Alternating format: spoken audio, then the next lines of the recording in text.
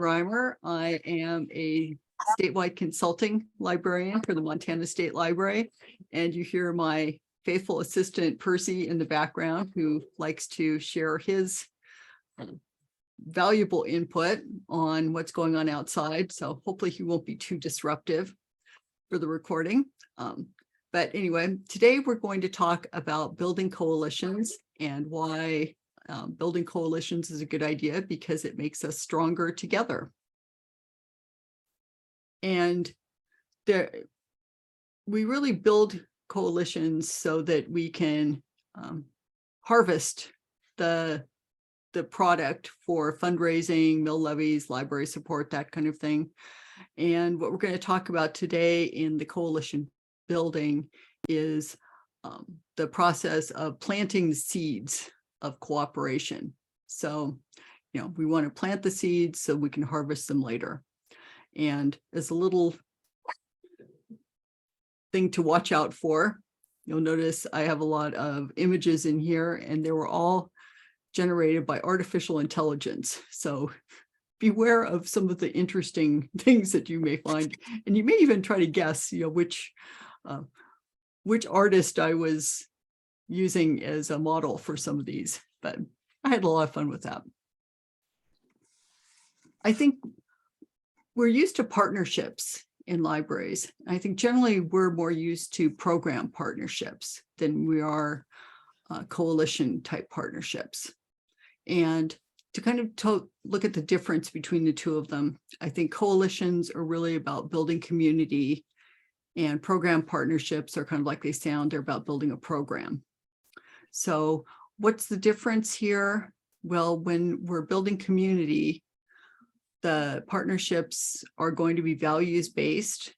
We want to cast as wide a net as possible for it, because we want to involve as many members of the community. We want to reach as many members of the community as we can. But instead of doing it one-on-one, we want to look for partners with influence in our constituencies so that, we can form a coalition, we can form partnerships with organizations more, and then they can help us reach their members or their constituents. And we're probably looking longer term. And so let's look at building a coalition from a perspective of, we want to go for a mill levy. So, we're going to look for the longer term means we're going to start it hopefully months, if not years, before we're actually going for the mill levy.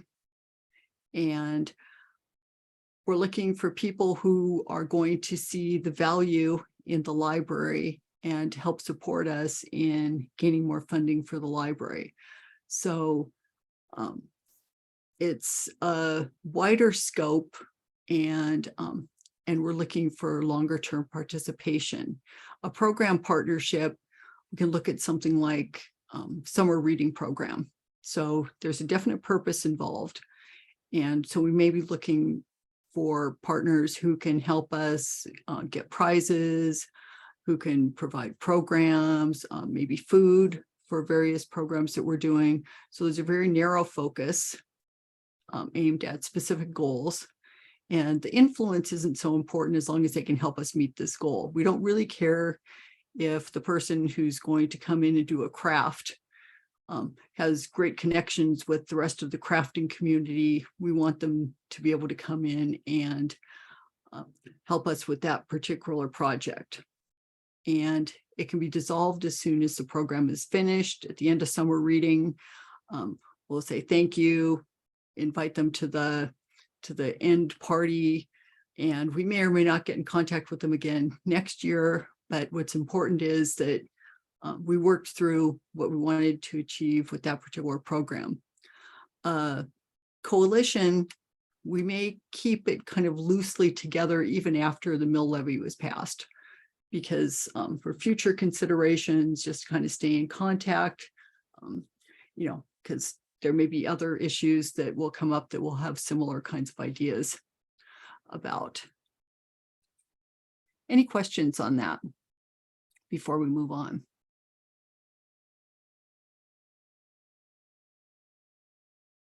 Okay. So the next thing we're going to look at is the shared values. Talk about how values are important with this. And we'll start with a general question for the group. We make an assumption, I think, that libraries make communities a better place. How do you think your library makes your community a better place? And you can either unmute and offer your input verbally, or if you want to put something in chat, that's good too. But I think, if we're going to look at shared values, we need to know kind of what our values are, first of all. So any ideas on that?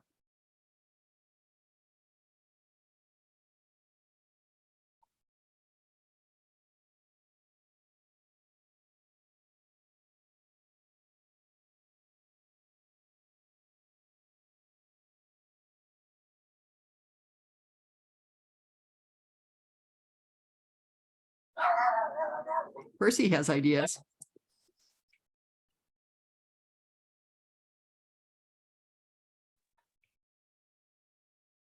I think it also allows us to form a center for the community as far as their needs for some place to meet, whether it's just a couple of people getting together or organizations or a place for even legal meetings or whatever. It gives them a little bit of I want to say a little bit of cohesiveness, so they know they can depend upon some place that they can go to. I don't know if that makes sense or not. Yes, makes sense to me. Kathy and Miles City's iPad have comments in the chat. Kathy talks about local information and providing a source of free education for all.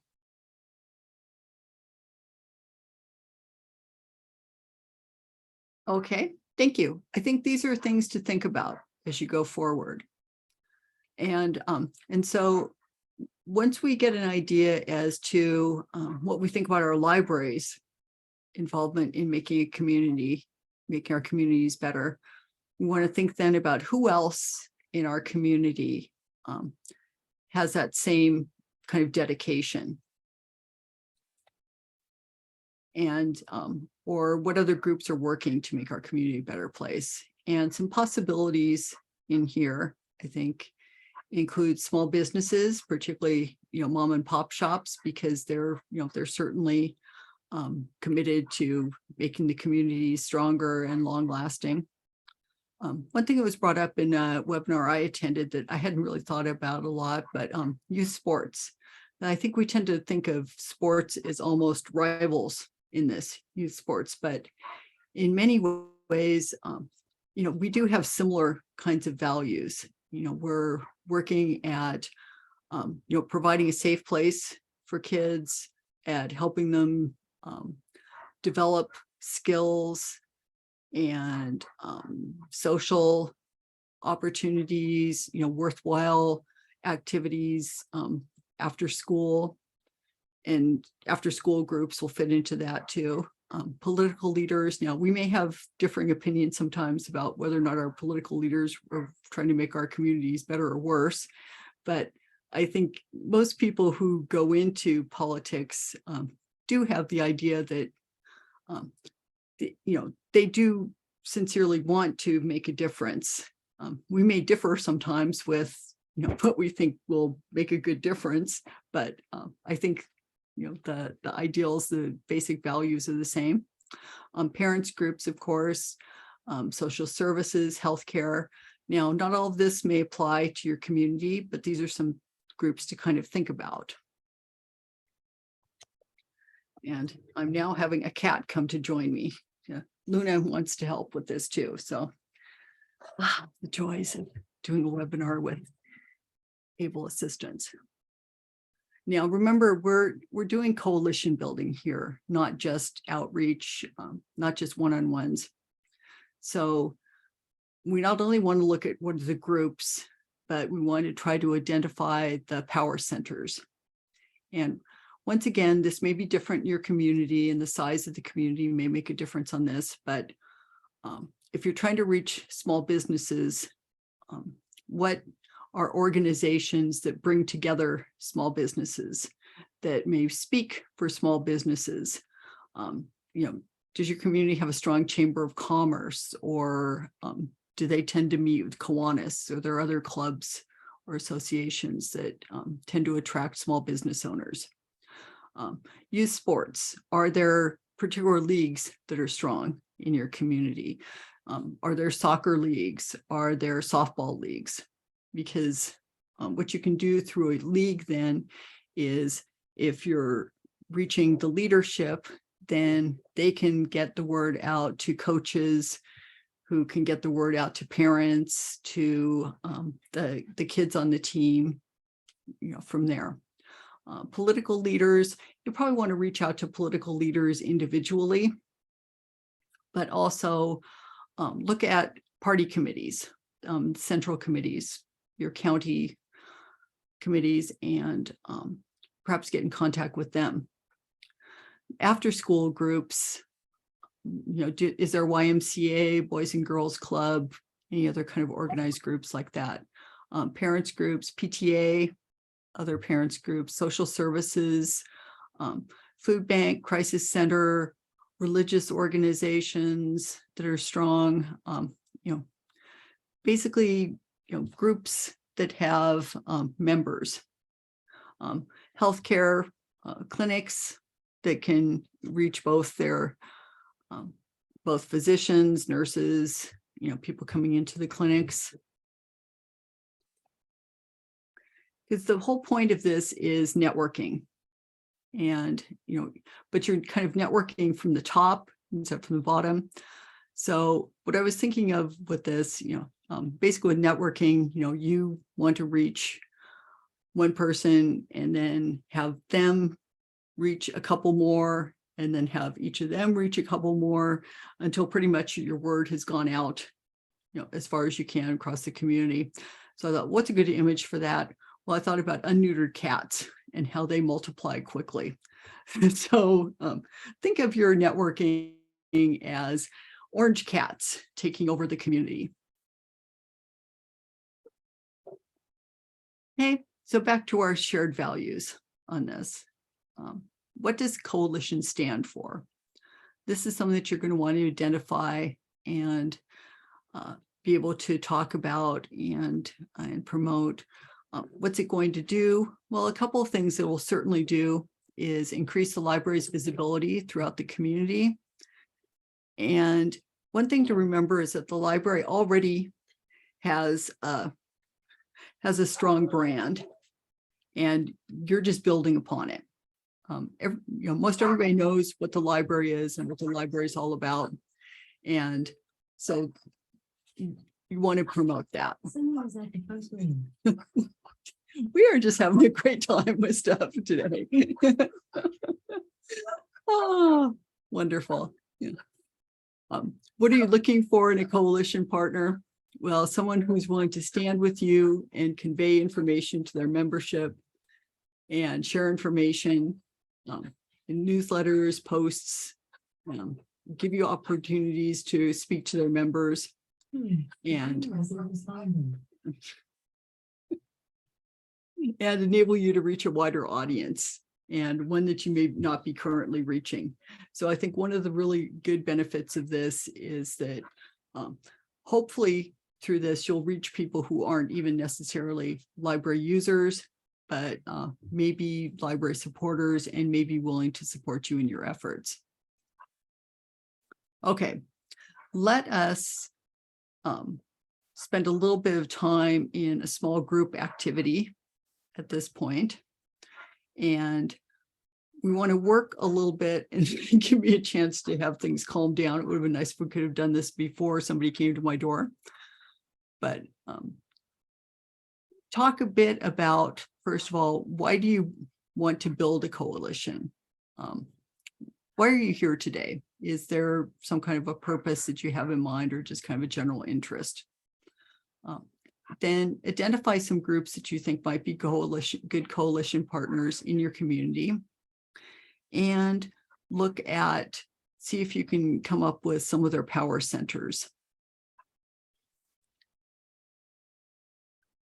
Any questions on that?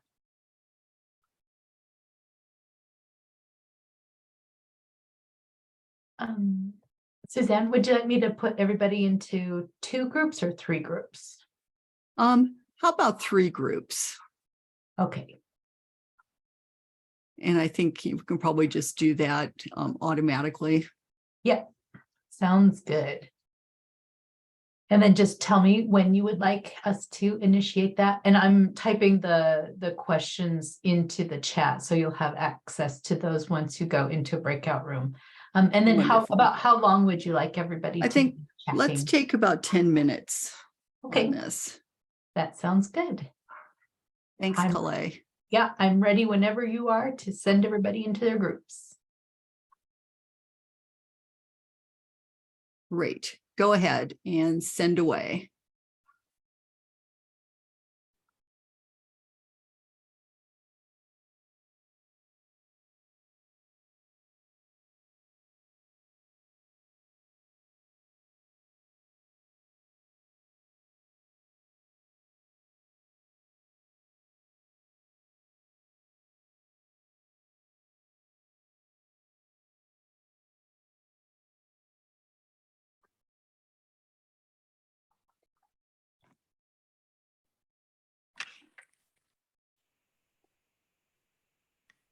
Welcome back.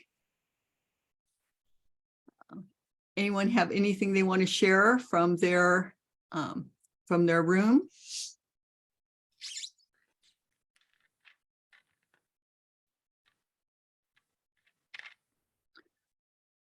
We had a question in our group.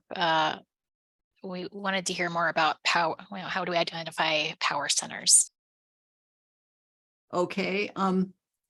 Power centers, basically a power center is a kind of organizing group, or an organizing association for a group.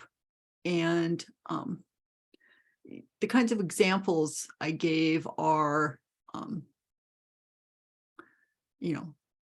are ones that I could think of on that. Is there anything specific that people want more direction on for any kind of specific area in there?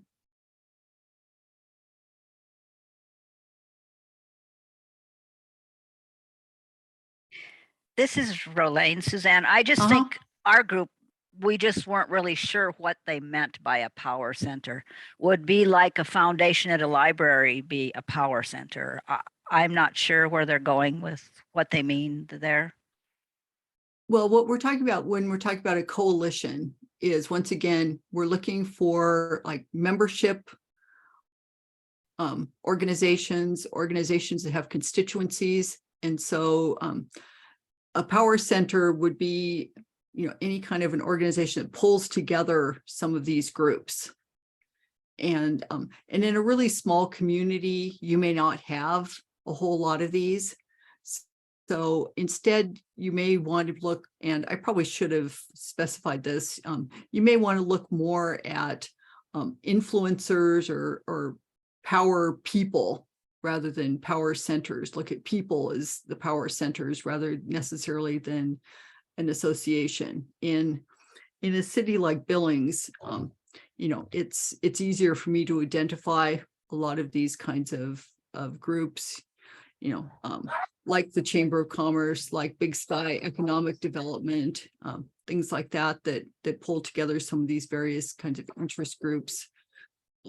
But if you don't have a lot of those groups, think about who are the people who pull together some of these groups, who are the influential people in like the small business community and that kind of thing, and think about reaching them as opposed to power. Think of a person as a power center. Does that help any? Yes. Okay, thanks. And it was quiet for a few moments, but what can I say? My dog's on a tear. Any other input or questions from the group? This was just to kind of hopefully get you started thinking about some of these things. But sometimes it can help, if you get some input from other folks, and that can get you starting to think about your own situation. So any other input or questions? Like, why won't Percy go find someplace else to entertain himself rather than? Okay. Move on to the next one then.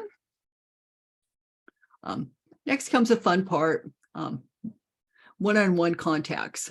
So once you've identified some of these people or groups, you get to contact them.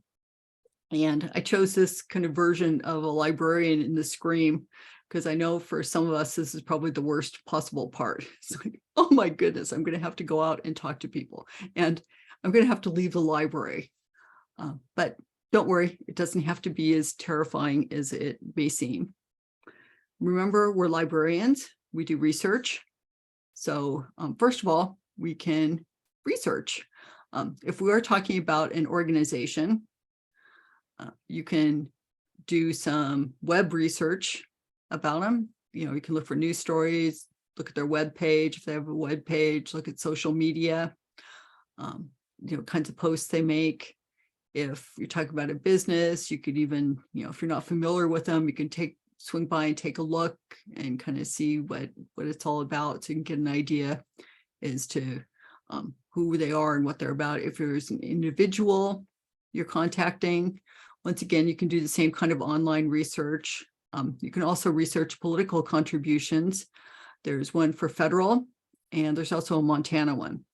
Now, I tried the Montana one. I found it a little bit harder to use, but you may have better luck with it.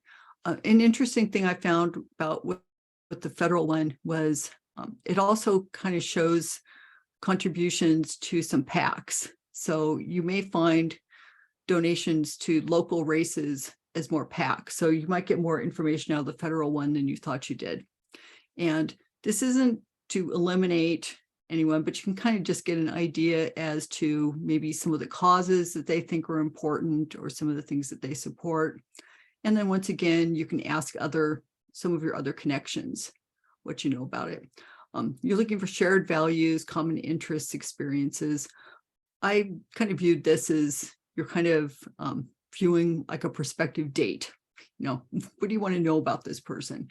And see what you have in common that you can build on.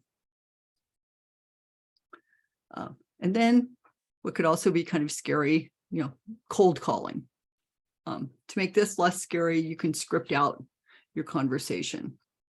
So when you call them, hi, this is Betty Lou from the library. We're putting together a coalition to help the library pass a mill levy. I wonder if I can have 15 minutes of your time, tell you a bit about what we do, find out what you do, and see if we might work together. It can be just as simple as that. It might also help. You can put them at ease by letting them know that it's not about money. You're just looking for thoughts and input. So at this point, you just want to set up a meeting, pure and simple.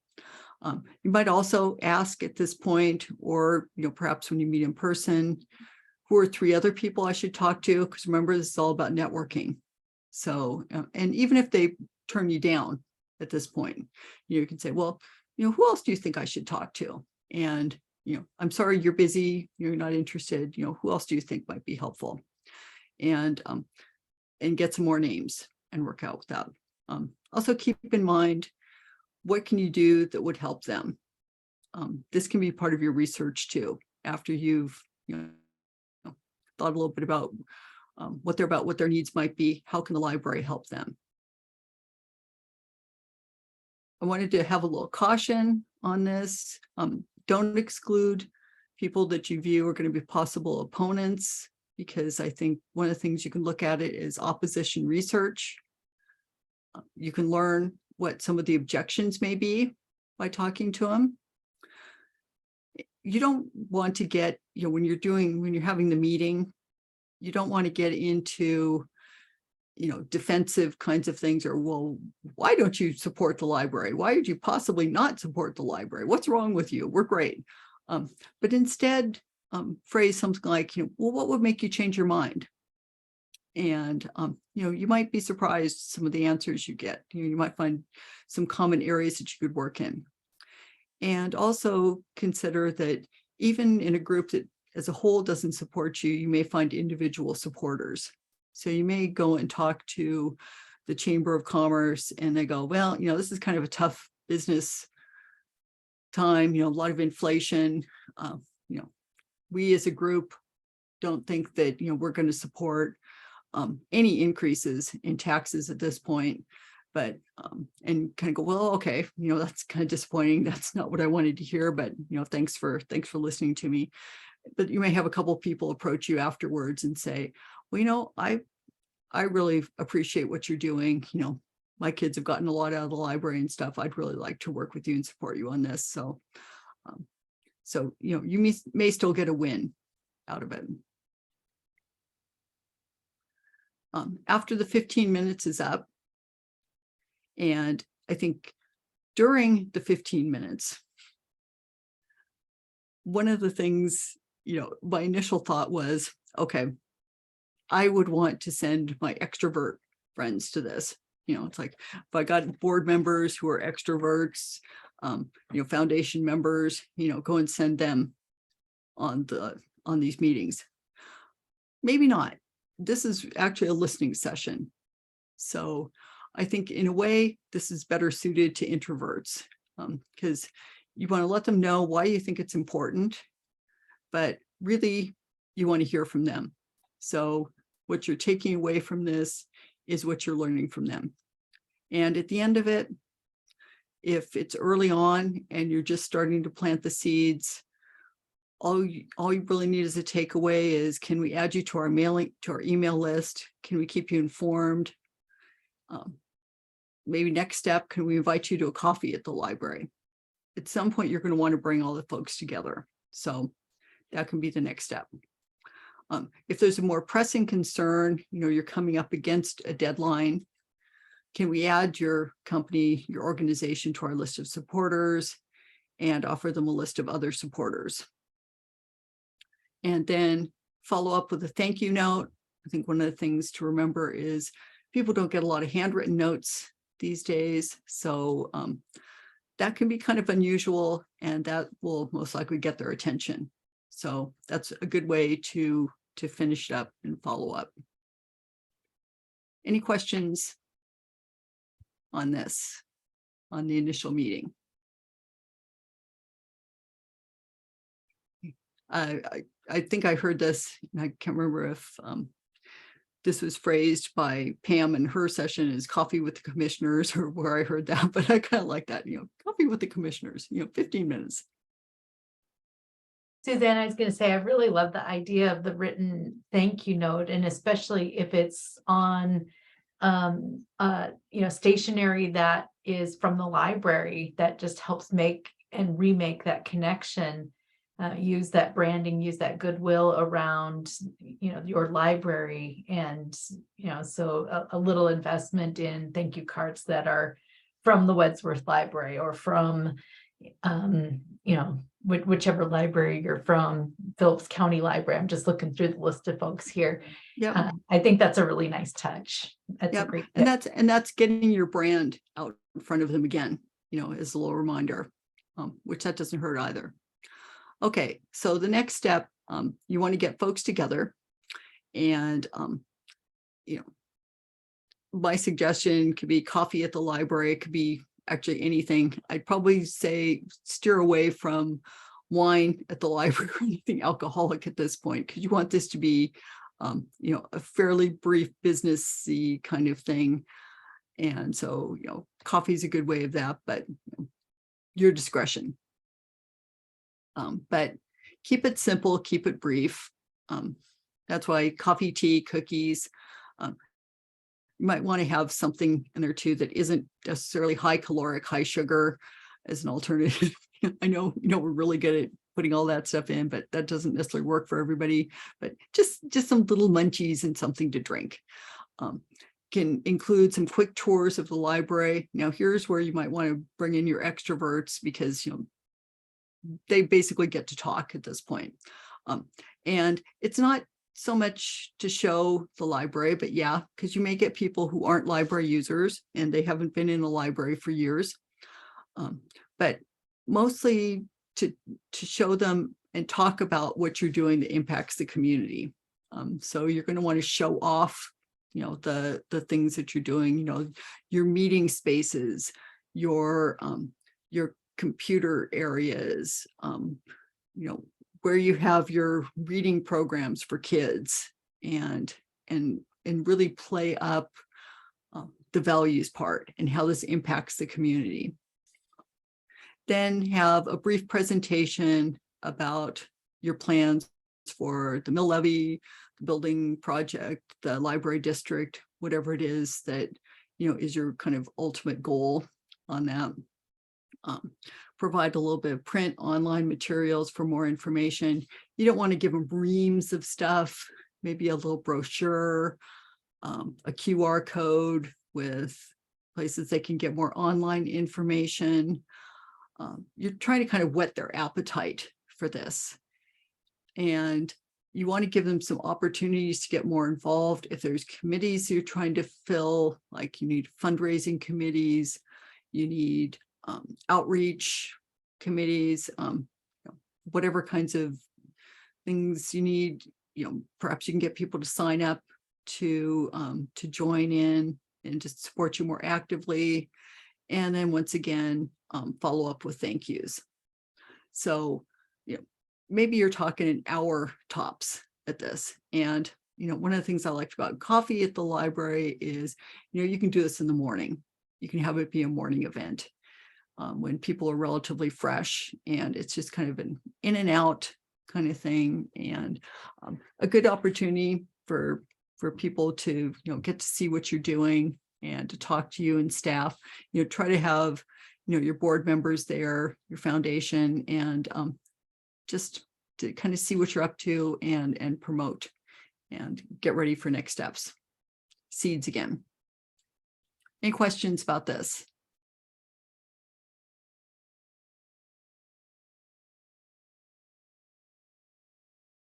Okay, so we are to the point where it's time to take action. So you set up a timeline, mark down your steps, assign tasks, and the ultimate is to build a stronger community. So let's see, how are we doing on time? Let's go ahead and go back into our groups, and I'll give you about 5 minutes at this point, and just as kind of a really rough kind of sketch on this, because I think at least doing a timeline and getting an idea of some of the steps that you want to take gives you something concrete to take away. And so you can actually get started on it, and it becomes less, gee, this is really interesting, to this is something we can really do. So Calais, you want to put folks back in their groups again, and we will pause as Luna comes to join me. Awesome. Welcome back. Hopefully everybody got a chance to set up a timeline and get a little bit started on their action plan. As a little bonus, does anyone notice anything wrong with the picture on this slide? Or anything disturbing about the picture on this slide? Yeah, I'll say that dog is very disturbing. Yeah, he's got an extra leg. Yeah. But sometimes in library land, we need those extra legs. So maybe he's fitting right in. I just love AI generated art. It can be really strange. Yeah. Okay. Some additional resources. If you're looking, while they're not necessarily dealing with coalition building per se, every library, United for Libraries, has a lot of information on advocacy and, different kinds of aspects in that. There's also additional resources for individual members of United for Libraries from Board Source, and I found some really good stuff there. So unfortunately, that's not available to us as state members, but if you happen to know, if you happen to be or have somebody who is an individual member, there's some interesting things. Also, I realize this is partisan, but the National Democratic Training Committee has a ton of stuff on various campaign kinds of things of, contacting people, canvassing, just all kinds of stuff. I have a feeling the Republicans do too, but I couldn't get in to see it without, giving them my email addresses. I didn't want to sign up for anything at this point. I just want to see what you have. Whereas the Democrats like, yeah, sure, look at that stuff. So you might want to take a look. And I don't know if the materials themselves are at all partisan or just kind of general, how to get stuff passed, how to get, and so some of that might be useful to you as you, proceed along your path at whatever you're trying to accomplish with your coalition. And if you have any questions and you want to get in contact with me, I assume most of you have my contact information, but here it is anyway, in case you don't. And any questions at the end or any comments you want to share. And I believe Calais is going to, if she hasn't already, put in the chat a link to our evaluation, and we appreciate it if you would fill that out. We love that. And I'll just say, I will have a recording of this session posted a little bit later this afternoon or evening. And then we'll also post the slides for this session in the event in Aspen, so you can access the information. But as Suzanne said, just be in touch if you have any other questions.